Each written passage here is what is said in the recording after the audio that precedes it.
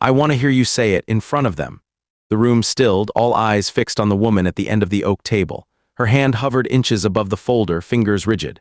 "You're making a scene. This isn't about you," she said, her voice catching, not quite steady. He didn't move from his place beside the board, shoulders squared in a way that suggested habit, not bravado. "Why don't you ask them who signed the original authorization?" Silence radiated through the conference room, punctuated by the distant hum of the city outside and the low, almost imperceptible shuffle of the assistant's pen on her notepad. "You don't have to do this," she tried again, tight. His answer was one short, flat line. "Your son should never have been collateral." For a long moment, nothing else moved but the reflection of the monitors against the glass walls. Stay until the very end. It started 4 weeks earlier, on a cold Thursday morning in Westwood. The day began with flour beneath his fingernails and humidity clinging to the back of his neck. Miles kept his head down behind the bakery counter, painstakingly kneading dough while the overhead lights buzzed in protest against the early hour. His jaw ached faintly whenever he bit down, cracked tooth, upper right. He pressed his tongue to it, a physical inventory he did far too often, and let the motion center him. There was rent in 9 days, bank accounts skimming the edge, and a tuition bill for Nora just under the register tape. He barely glanced at the glass door as the morning's gentle rhythm buckled. An unusual commotion caught his ear. Dress shoes on tile, followed by heels striking with a strict cadence. 3 people came in, none for bread. The first, a woman in a navy suit, gave orders in a clipped staccato. "Quickly, I want a list of applicants before 10. Her eyes raked over Miles as if inventorying utensils. Someone set a slim manila folder on the counter across from him. He straightened, wiping his hands on a towel and checking the clock. Still 5 minutes until opening. The words landed sharper than they should have. "Are you here to apply?" She didn't look at him. "Yes, ma'am, I heard there might be." He offered the application he'd filled out at dawn, his blocky handwriting factual, neat. She didn't touch it. Instead, her assistant picked up the packet, flipped it open, and made a tiny, dismissive sound. "We don't have space for," she gestured vaguely to his apron, to the faint tire treads on his shoes from the pre-dawn delivery. "Kitchen labor right now." "That's odd," Miles said quietly, folding the towel again. "The sign outside says." A single motion, her assistant tore the application down the middle. Paper split, edges ragged and exposed. She watched him watch her. "You can leave it in the bin out back if you insist." In the pause that followed, the world shrank to just the 3 of them and a shifting, doughy, humid air. Miles picked up the ripped halves, pressed them together, and set them gently near the register. He put both hands on the counter, the way a man does to keep them from shaking, and met her gaze. "Thank you for your time," he said, unhurried, and began turning over the new batch of pastries by hand. Behind her, one of the staff inhaled as if to speak, but thought better of it. She led her people out, navy heels punctuating her command. Behind the counter, the timer dinged. He didn't look up. The world kept moving. That was how it started. The scent of scorched caramel lingered in the corners of their apartment, mingled with the thin, persistent thread of Nora's lavender shampoo. At 6, Nora still clung to the edge of childhood, the missing front tooth lending her grin a gap-toothed defiance. She carried her stuffed dog everywhere, the faded camouflage name patch stitched across its chest with thread so tight it had become a part of the animal. Miles watched her sort mismatched socks on the living room floor while his own hands moved through the rituals of the evening, muscle memory and exhaustion overlapping. Setting water on to boil, arranging the lunch containers, double-checking tomorrow's field trip slip. The fluorescent light flickered, casting vibrations along the counter's edge. Nora's voice surprised him in the quiet. "Daddy, why do people throw out good things?" She didn't look up, busy tucking one purple sock into another. He paused, spoon hovering above the pot. "What do you mean, kid?" "Like when people throw away the whole muffin because it fell, or tear up paper when words aren't finished," she said, gaze intent on her embroidery of her dog's left ear. Then, after a pause, "Does that happen to people too?" Miles set the saucepan down, slow and careful. The kitchen shrank for a moment around her question. He squeezed the edge of the counter, let himself exhale, long and even. "If it does, we sew things up, you and me." Nora blinked, accepting this as law. She pivoted to a different concern. Do you like working there? Will you bring home jelly rolls tomorrow? He fished through Nora's lunch items, writing a note on the inside of her paper bag. You are my best thing. D. She gripped the note, folding it into quarters, then tucking it into the pocket of her stuffed dog. Some people don't like notes, she said, glancing up at him through dark lashes. Does that mean they don't like words? He knelt beside her, brushing a wisp of hair behind her ear. Some people just haven't found the right ones yet. She nodded, serious as a judge. Mama had lots of words. A brief flick of his gaze toward the mantel, where the old hospital admission wristband still sat next to a faded photograph. Her mother, triumphant after chemo, eyes veiled with fatigue and hope. It had been 2 years, but the bottle of perfume still held a ghost of her scent. He stood, turning his face so Nora wouldn't see him bite the side of his cheek, pain radiating from the tooth. He moved to the sink, turned the water on hot, let it run and ran. The street lamp outside their window flickered twice, an old, stuttering code. He readied his things for the morning, checking the contents of a locked drawer where nothing but an unmarked envelope and a USB drive lived. He closed it quietly. The night passed thin and bright. Tomorrow another try. Atop the 17th floor, glass stretched in every direction, reflecting city lights into the penthouse where Quinn Hartwell presided from a table cluttered not with food, but with open laptops, color-coded agendas, and an untouched meal, cooling under the hum of industrial ventilation. The silence suited her. The world only visited in short, orchestrated bursts, her assistant's whispered schedule, a contractor's query, the abrupt delivery of gluten-free pastries Nora could never hope to sample. Quinn's voice sliced through the ambient hush. I want updates every quarter hour. Her assistant, eyes steady, replied, Of course, Miss Hartwell. Quinn nodded, checking her phone. Draft the statement for tomorrow's board meeting, tighter language. She gestured, an efficient flick of the wrist. Beneath her desk, a bottle of child's allergy medication rolled along the mahogany, bumping once against her shoe. She stilled it with her toe. The label was creased from pocket carrying. A photo on her desk, a boy, perhaps 8, headphones wrapped around his temples as he focused on a plastic robot. The school tie poorly knotted, his eyes bright behind the shield of noise-canceling headphones. Her phone pinged, a message from the Special Services Coordinator. Incident in the cafeteria, request callback Ray, earlier bullying. She closed the notification, picking up her fountain pen. She signed an expense request, voice even. Send the driver at dawn, I'll be there before inspections. No, hold the French press, American only. Origin wounds sat out of sight. The year she'd been forced off the debate circuit, her father's sudden death and the ensuing trust battle had written a bitter logic into her bones. Never hesitate, never offer the other side the upper hand.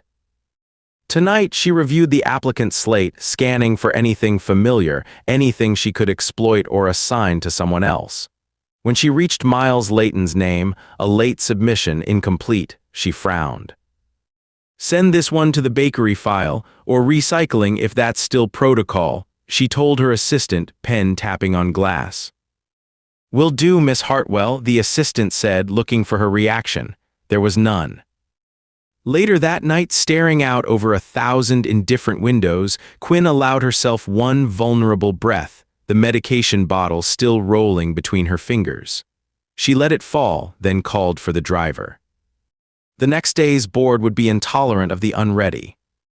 3 days later, a whiff of burnt sugar drifted into the new school auditorium, where the annual presentation for safety and resilience in public-private partnerships was about to begin. Rows of chairs faced a screen that flickered between title slide and corporate logo.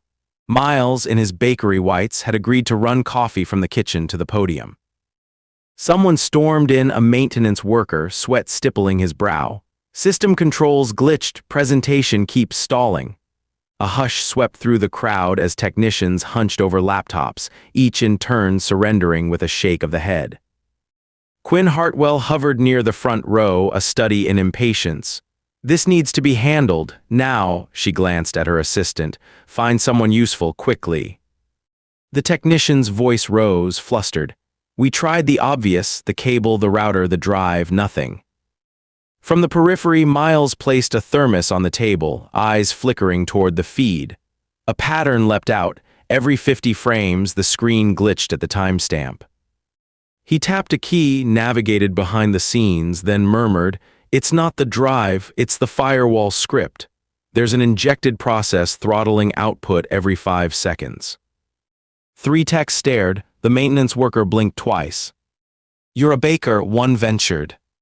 "I know process timing," Miles replied, voice low. He keyed in a rapid command, halting the script, resetting the protocol. The screen snapped to clarity. Applause broke from near the front. "Begin the program," Quinn ordered without looking his way. Probably a lucky guess. Anyone could see that. The crowd dispersed, but one staffer, a mid-level IT specialist named Whatley, hung back. He watched as Miles returned to the catering table, wiping his hands on a towel, jaw set. He had seen this before, 20 years ago. That night, while the world sorted itself into spreadsheets and emails, Whatley sat at his own kitchen table, poring through databases. Curiosity wasn't the driver, it was unease. Something about the way Miles glanced over the interface, fingers precise, had looked like old discipline, not luck.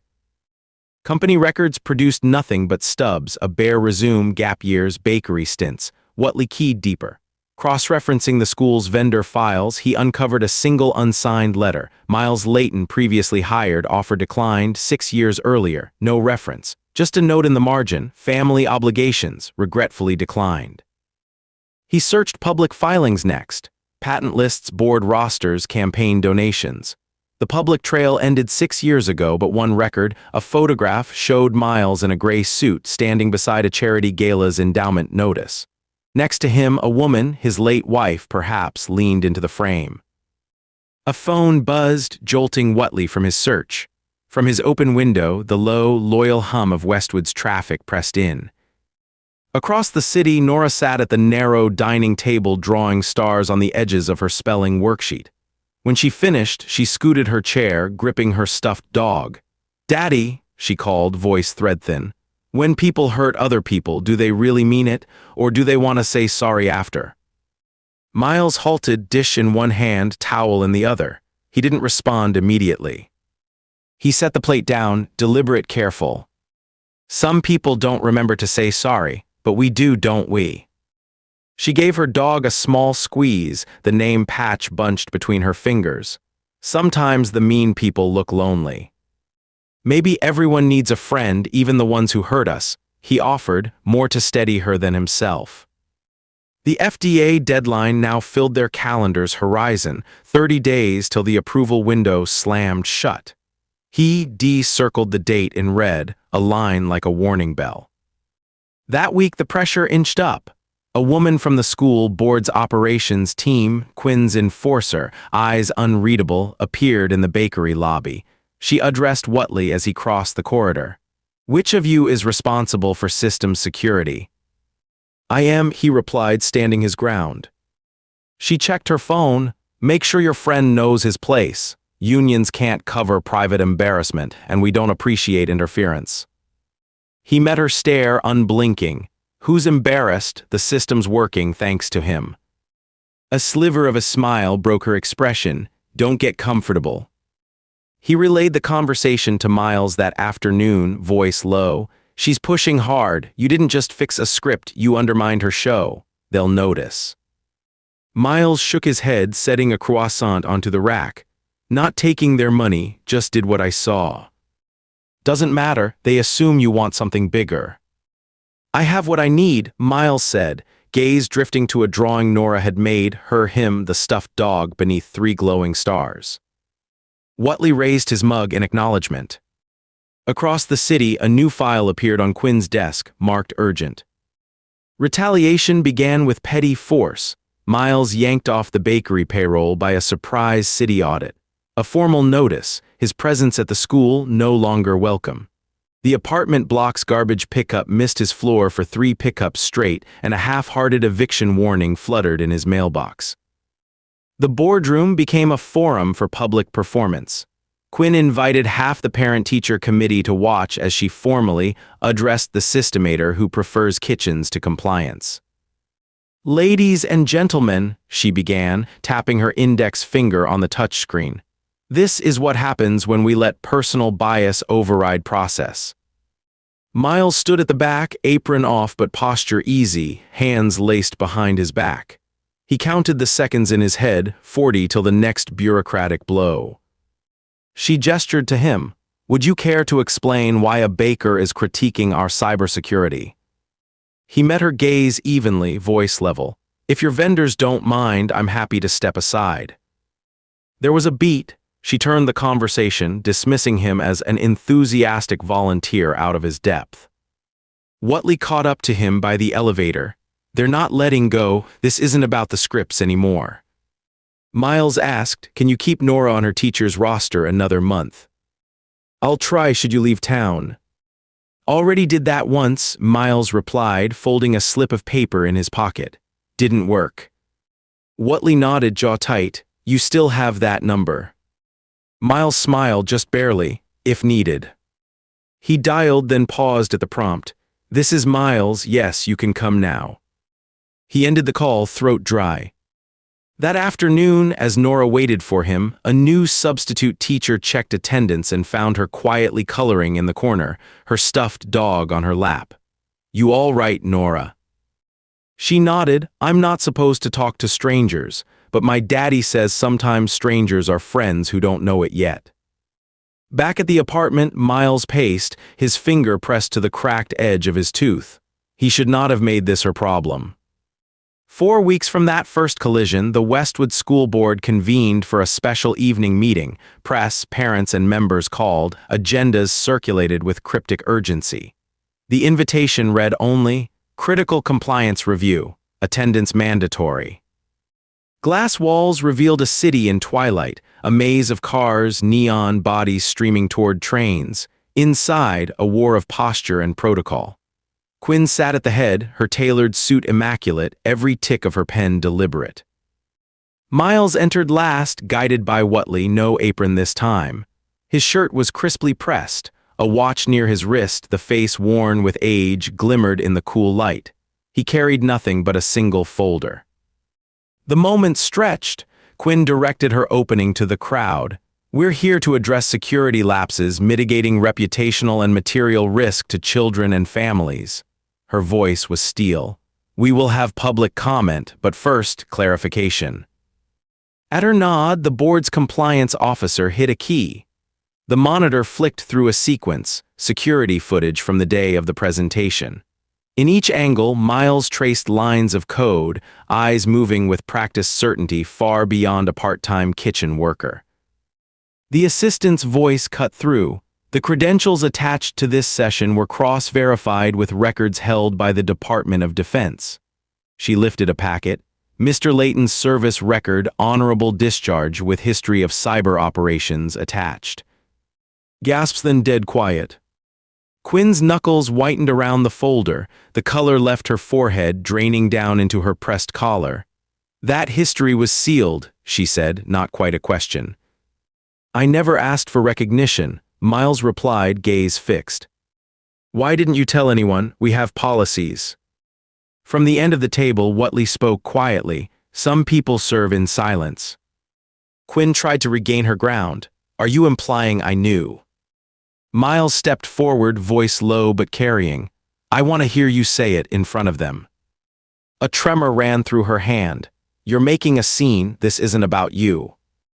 He didn't move, shoulders squared by an old, relentless discipline. Why don't you ask them who signed the original authorization? The room froze, the power had shifted. He'd not seized it but revealed it was always there. You don't have to do this, she tried, softer now. He responded without hesitation. Your son should never have been collateral. Quinn blinked, her jaw quivering, and for a moment everything held. Behind her, Whatley watched the board members, one tapping a pen with increasing urgency, another covering her mouth, the assistant's hand trembling at her notepad. Out in the crowd, a PTA mom met his eye, leveled by the change. For a moment, no one breathed. Then a board member, elderly, hard of hearing but attentive, stood and said, This board finds in favor of appointment. We request Mr. Layton remain in a senior operations capacity. Quinn's stare fixed on the conference table, answerless. No one challenged the verdict. I want to hear you say it in front of them. 6 months folded themselves into spring. Westwood's mornings now carried a different rhythm, one of open doors and unscripted laughter. Miles attended board meetings not as a guest but as chair of the new systems review panel, his name stitched plainly beside the new security badge. His cracked tooth had not been fixed. He smiled lopsidedly as he packed Nora's lunch. Whatley, now director of IT, caught his eye in passing. You ever regret staying? Miles grinned, placing a lunch note inside Nora's bag, a new ritual. He wrote in block letters, "Go make friends." The villain of the old story, Quinn, had stepped down weeks earlier, quietly under the dual weight of public censure and private realities. Rumor had her in Rhode Island tending to her son. No public speeches, no farewells. That afternoon, Nora lingered at the charity bake sale outside school, her stuffed dog in one hand. She spotted Miles waiting and ran up, clutching a star-shaped sugar cookie. "Daddy, did you ever make a friend out of a stranger?" He crouched beside her, reaching to adjust the patch on her dog's chest. "Today I did." She beamed, squeezing his hand tight before dashing off to her classmates. From the shade beneath the gym awning, Miles let his eyes drift over the scene. Children leaping over chalk lines, teachers clustered in nervous knots, Whatley wiping sugar dust from his shirt sleeve. Some moments, the victories that matter are stitched from threads no one else would bother saving. Just evidence that sometimes it is enough to stay, to witness, to mend, and to claim your place, even if quietly, when the world's noise would have written you out. Weeks slipped by, marked now by gentle progress instead of sleepless tension. The school's perimeter hedge grew wild, little hands losing balls in its maze, a running joke among the staff. Miles, in khakis and a blue button-down spotted with flour, was easy to find in the building, joking with the janitor about the latest Wi-Fi mishap or walking with Whatley to the corner market on Fridays. There was no grand celebration to match the earlier drama, only a town finding its balance again, generosity growing where suspicion used to crowd the edges. At home, Miles placed Nora's new field trip slip above the toaster, double-checked her sneakers for tomorrow, then sat in the window's dim gold pool with a mug of tepid tea. He read the headlines on his phone, thumb passing absently over what little news had trickled from Rhode Island about Quinn Hartwell. Executive resigns for family, no charges expected. A single story mentioned her son, now enrolled at a smaller school with robotics classes and sensory hours. Nora called from her bedroom, voice drifting. "Do you think Mrs. Hartwell's boy likes cookies too?" She appeared, trailing her dog, head full of bedtime questions. "Maybe I should mail him one for being brave." Miles sank back against the old radiator, considering this. "He might like that," he said. "Sometimes you send the right words and it makes something heavy feel lighter." She mulled this over, serious. "I'm going to draw him a picture of stars, like the ones you say are still shining even if we can't see the start." His smile was tired but grateful. "That's good, honey, that's real good." They watched the city lights for a while, Nora curled along his side. Later, when she slept, Miles flipped open the unmarked folder from his drawer. Inside was a page of algorithmic notes, remnants of the cyber unit, predictive models, lines he once built for a war no one, least of all him, wanted anymore. They belonged to another version of himself, closed away now but never destroyed. He removed the USB, turning it in his hand, then slid it back, locking the drawer for good. Monday dawned with a rare blue sky. Miles crossed the schoolyard with his dignity as easy as breath. Whatley was waiting by the front desk, a small grin tucked under his trimmed beard. "We made the state news," he said, handing over a newspaper folded to the page. "Reformed school board appoints security chief with military experience." Miles read the line and shook his head, laughter in his chest. "Do they mention the muffins?" Whatley bumped him with an elbow. "Page 8, best in county." Children trooped past, their chatter layered with the easy trust of kids who believe grown-ups can set the world right. Nora, hand in hand with her friend Kira, waved excitedly. "We get to plant vegetable gardens today, and Mrs. Lupo said Daddy's helping." Miles gave a mock salute. "Only if you eat your greens, Captain." Inside the lunchroom, parents gathered for the newly minted volunteer day. No one spoke of the past sourness. Instead, hands met over piles of potting soil, heads bent close in whispered laughter. The principal pulled Miles aside, nervous but earnest. "We've never had so many sign-ups before. It helps what you did." Miles shrugged, repositioning his badge. Maybe folks just needed a reason. The day was slow and bright, sun tracing hopeful lines over playground cement. In the afternoon, Whatley and Miles carried donated tech equipment up to the library, careful with the tangled cords. Whatley paused halfway, catching his breath. "You really aren't leaving." Miles looked out the window, seeing a future assembling itself, brick by careful brick. "I think Nora figured it out before I did. Sometimes you stay, not because it's easiest, but because someone's got to witness the mending." Whatley's voice softened. "You'll let me know if something starts brewing under the surface again." Miles grinned. "First hint of trouble, you get the code word, cinnamon loaf." As the two men laughed, a commotion in the hall signaled dismissal. Nora's class poured from the double doors, new green stains on their shoes and dirt under fingernails. She ran up to him, forehead dappled with sun. "Daddy, I'm bringing carrots tomorrow. Kira said she likes them now, 'cause I do." The teacher hailed him. "She's a good influence, you both are." Miles nodded politely, suppressing a rueful smile. She gets it from her mother. On the walk home, Nora skipped ahead, clutching her stuffed dog tight. "Do you still fix things from when you were a soldier?" she asked, not looking back. He considered, watching her braid a dandelion into the dog's ear. "Most things can't be fixed all at once, kiddo. You just keep making small repairs." She looked up, gaze sincere. "Are we fixed now?" He crouched and swept her into his arms, heart full. "Better, we're sturdy. That means we don't break easy."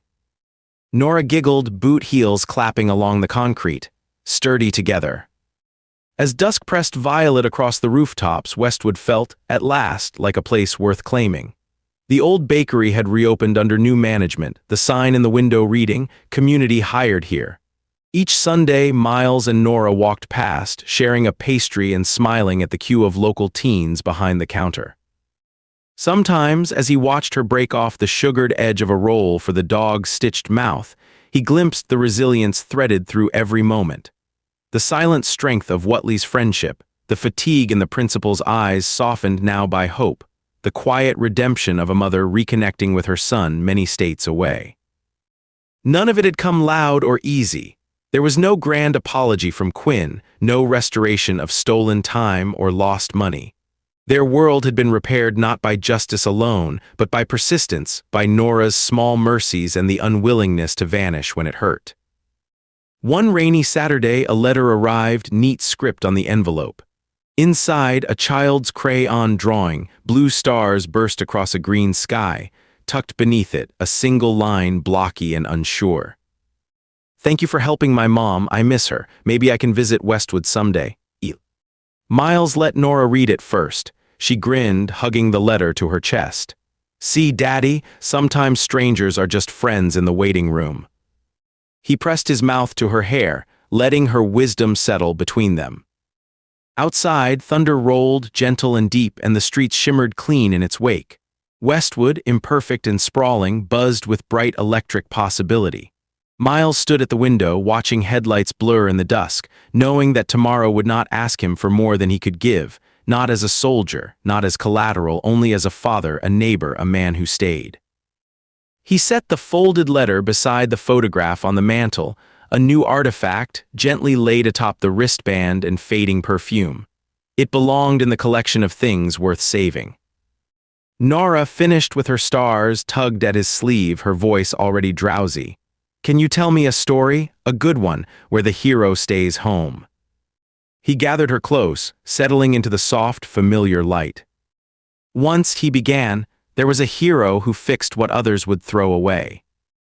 And quietly, with the world at rest, Miles Layton kept mending. The seasons slipped past in small increments after that, each day lending confidence to the tentative peace.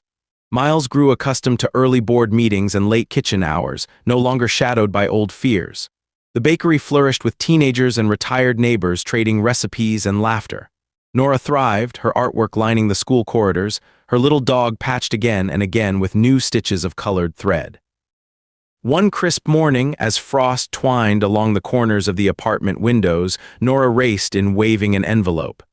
"It's from Eli. He sent another picture, see? He drew a robot with a muffin for a hat," she giggled, thrusting the wrinkled paper into Miles's hands. He grinned. "He's clever, that one. Did he write anything?" She nodded, brow furrowed as she read it aloud.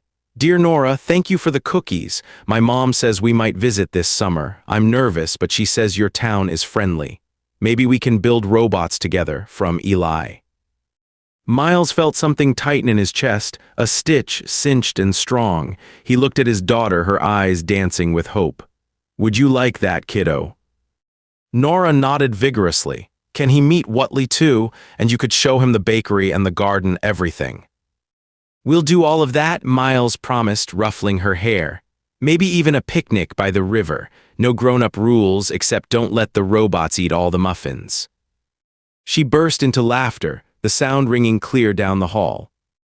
That afternoon, the school playground buzzed with preparations for spring planting.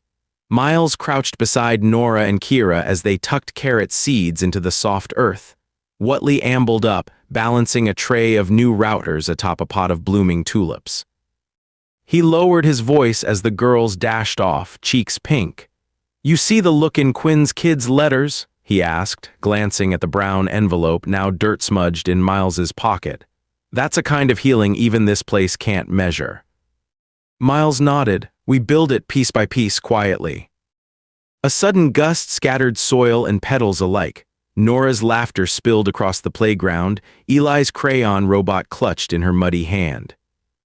Whatley clapped Miles on the back. "We still on for Friday, movie night?" "Wouldn't miss it," Miles replied. "And bring cinnamon loaf, it's tradition now." From the edge of the playground, the principal called out, "Mr. Layton, your daughter says you're the best fixer we've got. Can you help me decode the new garden hose reel?" Miles winked at Whatley, rolling his sleeves as he headed for another gentle repair. He went, answering laughter with laughter, pride with humility.